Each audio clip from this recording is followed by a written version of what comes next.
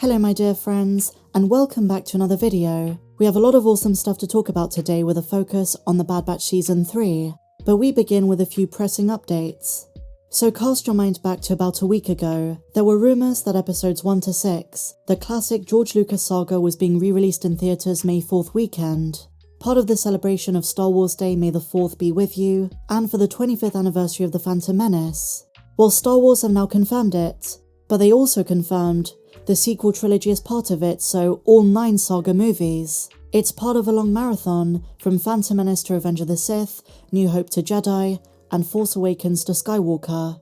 It's going to be a continuous marathon on May the 4th, but it's also believed they're going to be releasing the films individually over a few days or weeks. And personally, because at Star Wars Celebration I saw Return of the Jedi in cinemas, and over Christmas A New Hope and Empire Strikes Back, in this instance I'm most excited about the prequel trilogy, seeing them on the big screen again for the first time since pretty much I was a kid. I did go to the Phantom Menace 3D re-release about a decade ago, but it'll be good to see them back to back, episodes 1 to 3.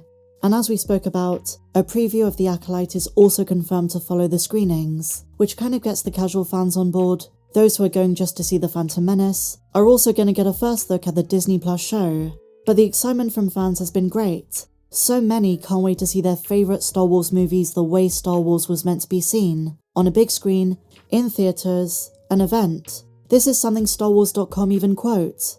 And it also goes to show just how big of a role nostalgia plays. Some fans are more hyped for this than anything else releasing at the moment. Unfortunately, as far as we know, there is no Rogue One, no Solo a Star Wars story, but I think a lot of us were surprised to see episodes 7, 8 and 9. So this is great news for sequels fans. If you're a fan of those films, this is a fantastic opportunity to see Rey on the big screen before her return in the new Jedi Order movie by Sharmeen Obaid-Chinoy. And you guys know, I primarily love the prequel trilogy and the original trilogy, but I'll never forget the anticipation for the return of Star Wars back in 2015, going into The Force Awakens, and that final scene with Luke on the cliff. Say what you will about that movie, it was such a fun cinematic experience. So it's good that this year for May 4th we have an event to look forward to. But now my dear friends, we move on to our big topic of the day, The Bad Batch Season 3 Episode 8 Bad Territory. We spoke about it in my episode breakdown, but now there's more. StarWars.com have posted the episode guide, and if you've been watching my coverage over the last few weeks you'll have noticed there are new fun facts, reveals and tidbits with every single one of these, and today is no exception. Often things you can have garnered from the episode because they're new to the Star Wars universe, and today's important if you're a fan of Fennec Shand. But first things first.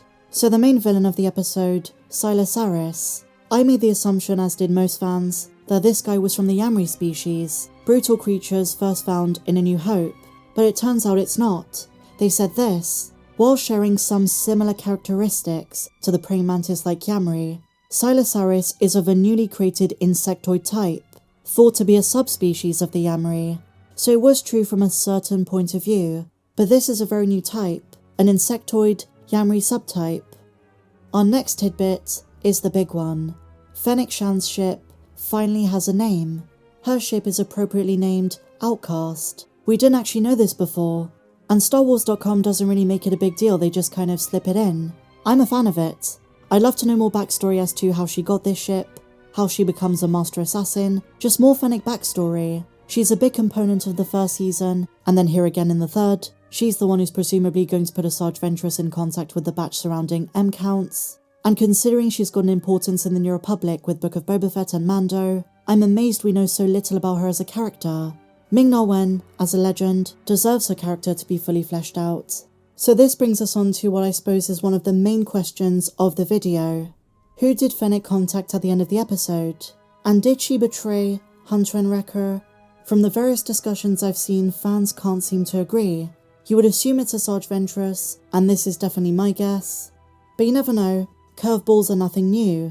Working for Fennec always involves risk, and considering Fennec's standing and her status as an assassin, there is always the possibility she turned them into someone like Dr. Hemlock, or someone hired by Hemlock like Cad Bane, who we know for sure is also going to appear at some point. She is a very unpredictable character, someone who I would say is morally grey. My bet is Asajj.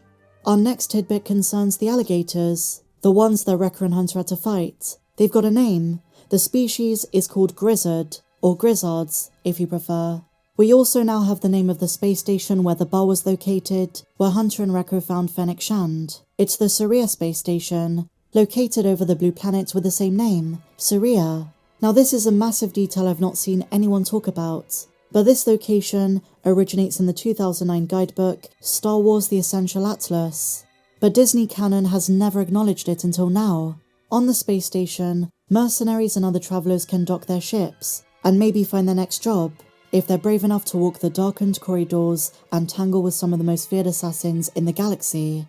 Now I'm gonna skip over some things we spoke about in my breakdown to not retread overall territory, but one aspect of the episode they do focus on is the meditation scene with Crosshair and Omega. That was a beautiful moment, and Omega learned to meditate from Gungi in Season 2. And some fans think Gungi is the person who the clones might go to.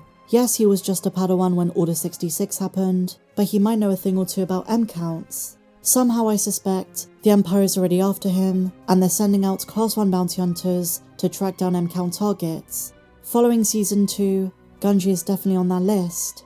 And it's around this time, interestingly enough, also on Kashyyyk, Master Luminara and Julie, who survived the initial wave of Order 66, is arrested and sent to Sturgeon Prime. But I'm gonna go out on a limb and say the next episode, Episode 9 The Harbinger, is one of, if not the most important episode of the entire season so far, because this is going to be where things take a turn, where the Bad Batch probably finds out and realise how screwed they are if the Empire gets hold of Omega, why she is so important. A Harbinger is someone or something that foreshadows a future event or sets them into motion, is a key aspect of indicating where things are headed, and I'm saying this because there's a reason Lucasfilm just sent out the first date for the screeners. The second half of the season is where the intensity that was teased by D. Bradley Baker comes in, probably lots of wild, unexpected events, and I think the vast majority of us just can't wait to see Asajj, how the meeting between her and the Batch goes. What does it look like? Are we going to see Quinlan Vos? Are we going to see flashbacks to how she survived, what she's been up to? And is she a harbinger not just for this show, but also for whatever comes after the Bad Batch in terms of Star Wars animated shows? So finally, my dear friends, Star Wars Celebration 2025 in Japan has got its first teaser trailer, its first poster, its key art, and information about ticketing.